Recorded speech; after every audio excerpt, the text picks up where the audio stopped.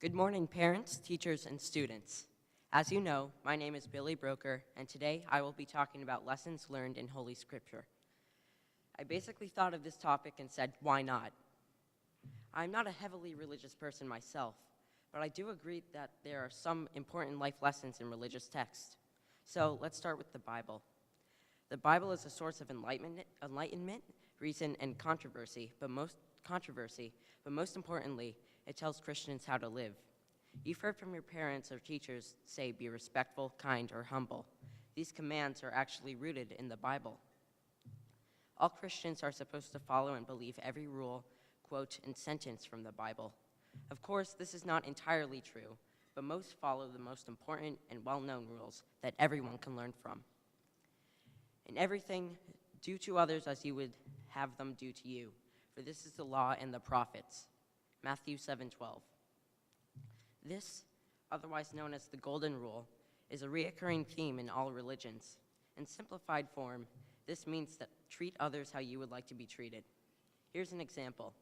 The Crusaders were a group of Christian Normans who had invaded the Holy Land in the 11th and 12th centuries. They pillaged towns and cities, killed countless innocent people, all to push back some Seljuks who would have let them in the first place. The Crusaders probably wouldn't have wanted the Seljuks to do these actions onto them. So why did the Crusaders commit these crimes in the first place? You see, if no one helped anyone and no one got help, the world would be a gloomy place.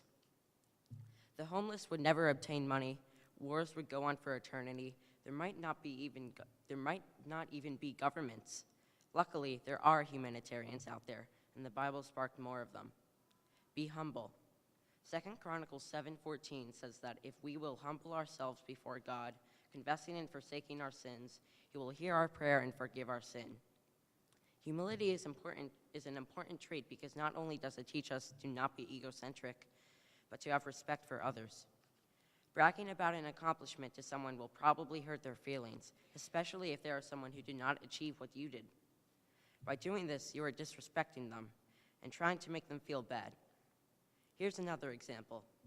If I were to brag about my let's say, IQ, and I would say that my IQ is higher than Albert Einstein's or Stephen Hawking's, yada yada, would that make me seem like a bad and disrespectful person? No one likes a bragger, and nor does the Bible. Matthew 20:25 recites, "If one of you wants to become great, then he must serve the rest of you like a servant." This means that in order to become a great person, then you must become a leader. To lead is something that will help you get into colleges, find a job, and even become a member of the government. For instance, my good friend Logan over there.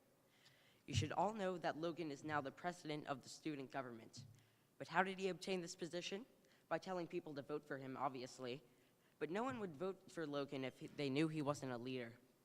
It's okay if you are a follower, but when the time comes, stand up and lead. You won't regret it. Here's what I'm saying. Ask and you'll get, seek and you'll find, knock and the door will open. Don't bargain with God. Be direct. Ask for what you need. This is not a cat and mouse hide and seek game we're in. Luke 10:13. Don't be afraid to ask for help. Even if asking is a bit embarrassing, most likely people won't care.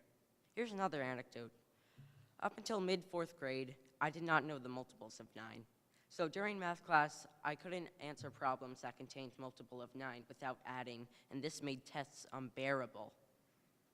It doesn't matter what you need, whether it's a glass of water or help with a school project. People will understand that you need help, and they will help you. Now on to the Torah. The Torah is the Jewish holy book. Just like the Bible, it tells us Jews how to live.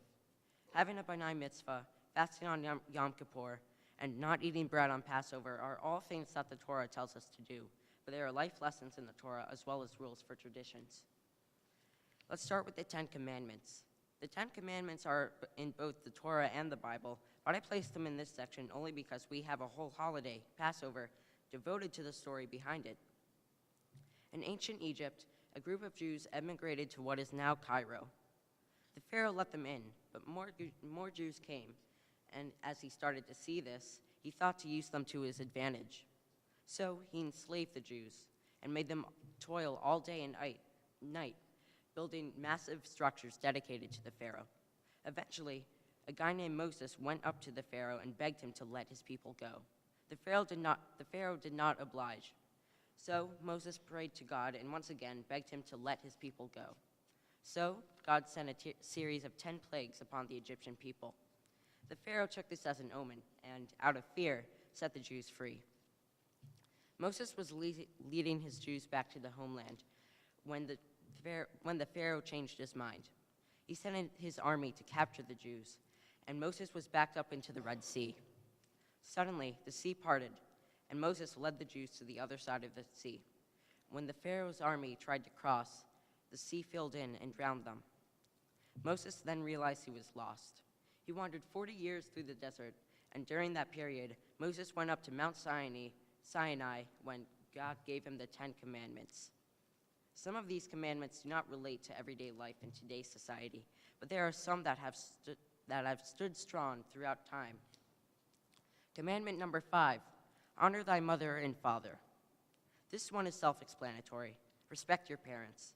How many of you have once gotten in an argument with your parents? You all should be raising your hands. Our parents have taken so much of their time raising us, it's important that we give something back to them. That's why we have Mother's and Father's Day. On each of those days, my sisters and I make my parents breakfast, do all of the laundry, etc. But you can honor your parents by just being nice to them, although I'm sure they would like it more if you make them breakfast. Commandment number 10, thou shalt not covet thy neighbor's goods. Do not be jealous. Instead, be grateful for what you have. I'm sure none of you live in a dirt shack, but there are children who do. Instead of wanting more, give to others less fortunate than you. For example, my fellow peer, Sydney Bales, over there, I think, I don't know, has accumulated over $200,000 for childhood cancer research instead of spending that money on herself. Count your blessings instead of counting others. Commandment number 8, thou shalt not bear false witness against thy neighbor. Don't lie or blame other people. It may backfire, and your punishment will be stronger than what it was if you didn't blame. When I was 8 years old, I inadvertently broke a window in my house and blamed it on my sister. Eventually, my parents found out that it was my fault and explained that if I were to own up to my actions, my punishment was to be less extreme. Even if no one finds out a situation was your fault, you might still feel guilty about it. Instead, accept what happened and tell the truth. This next lesson is not a quote in the Torah, but a whole holiday. Yom Kippur is a holiday similar to Lent. You take the whole day to look back at the past year and see what you've done wrong and try to fix it. Every Yom Kippur, after my family goes to synagogue, we talk about what we've wronged. We also discuss who we treated badly and how we can make it up to them in the following year. Take next year's Lent or Yom Kippur to do this as well, for it can make a beneficial impact. Now, on to the Quran. If you were in 7th or 8th grade, you would know that the Quran is the Islamic holy book. In the Middle East, it is very prevalent in everyday life. Muslims go to pray 5 times a day, and the Quran is recited everywhere. And every year, the Hajj, a pilgrimage to Mecca, attracts millions of Muslims from around the world. But just like any other religious text, the Quran tells people how to live. Quran 2:155 states, verily, we shall put you to test with some fear and hunger, and with some loss of wealth, lives, and offspring, and convey good tidings to those who are patient, who say, when inflicted by hardship, verily, we are of God, and verily to him we shall return. Upon them is the blessings of Allah and his mercy. In short, this means that every problem is an opportunity. When I was in 2nd grade, we had a project where we were told to make a model of a planet or dwarf planet in the solar system.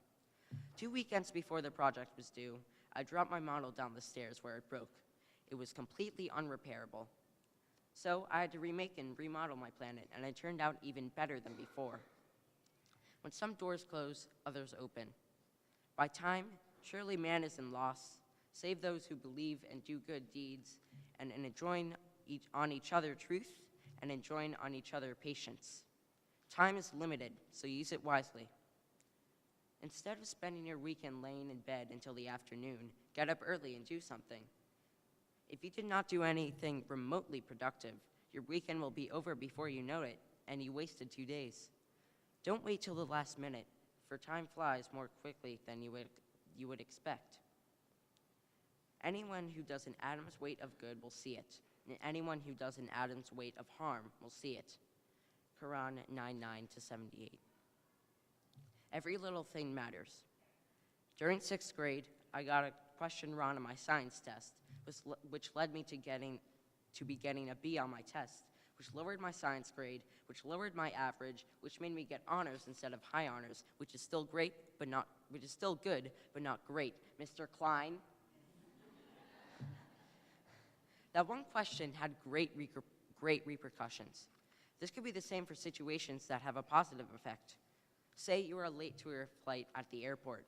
In a rush, you forget your passport, so you have to run upstairs to get it. Because of this 30-second delay, you miss your flight, and that flight crashes. Because one thing slipped out of your mind, your life was saved. Christianity, Judaism, and Islam are 3 of the biggest and most widely known religions out there, but there are hundreds of different faiths. Buddhism. An insincere and evil friend is more to be feared than a wild beast. A wild beast may wound your body, but an evil friend will wound your mind. Choose your friends wisely. A couple of years ago, my friend had another friend who mocked him and teased him. Eventually, they got into a fight and never talked to each other since. All this could have been avoided if my friend chose his friends wisely. Confucianism. Do not be desirous of having things done quickly. Do not look at small advantages. Desire to have things done quickly prevents them from being done thoroughly. Looking at small advantages prevents great affairs from being accomplished. How many of you have rushed on a school assignment and received a bad grade? Again, all of your hands should be raised. There have been countless times where we all rushed on projects, tests, homework, got a bad grade, and wish we could just retake the assignment. So, always do things as best as you possibly can. Taoism. Care about people's approval and you will be your prisoner. Many people our age are super self-conscious. Most care about how they look, what they wear, etc., thinking others will judge them. But in reality, no one really cares about how you look or what you wear unless your taste is just awful. Sikhism. There is no better business than serving the poor and the needy. Take my grade service learning project. Many of my peers are raising money and awareness to help issues such as disease, natural disasters, and poverty. While this alone will not solve these issues, it definitely helps. Helping those who are less fortunate than you are can make you feel better about yourself. In summary, religions aren't just a source of controversy, faith, and traditions, but a source of lessons that everyone can benefit from. You can look to your own religion or others that you might not have even heard of for wisdom. I hope you're all enlightened after this speech. Thank you, and have a good day.